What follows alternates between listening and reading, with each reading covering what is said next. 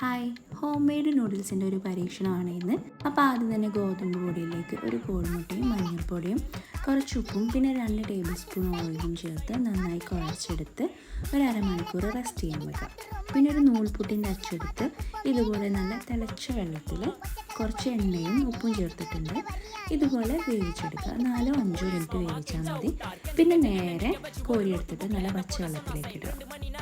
പിന്നെ ഇതിലേക്ക് മസാല തയ്യാറാക്കാൻ വേണ്ടി കുറച്ച് വെജിറ്റബിൾസ് എടുത്തിട്ടുണ്ട്. ക്യാപ്സിക്കം, ക്യാരറ്റ് ആൻഡ് ഒണിയനാണ് എടുത്തിട്ടുള്ളത്. അത് കുറച്ച് വെളുത്തുള്ളിയൊക്കെ ചേർത്ത് നന്നായിട്ട് വഴറ്റിയെടുക്കുക. വഴന്ന് കഴിഞ്ഞിട്ടുണ്ടെങ്കിൽ ഒരു മുട്ട ചേർക്കുക, പിന്നെ കുരുമുളക് പൊടി ചേർക്കുക, പിന്നെ കുറച്ച് സോയാ സോസും ചേർക്കണം.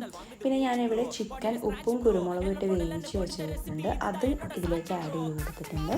പിന്നെ ലാസ്റ്റായിട്ട് നമ്മൾ ഉണ്ടാക്കി വെച്ച നൂഡിൽസ് ഇതിലേക്ക് ആഡ് ചെയ്യുക. പിന്നെ കുറച്ച് കെച്ചപ്പും കൂടി ആഡ് ചെയ്തിട്ടുണ്ടെങ്കിൽ സംഭവം റെഡിയായി. സൂപ്പർ ടേസ്റ്റാണ്. എല്ലാവരും ഒന്ന് ട്രൈ ചെയ്ത് നോക്കട്ടോ.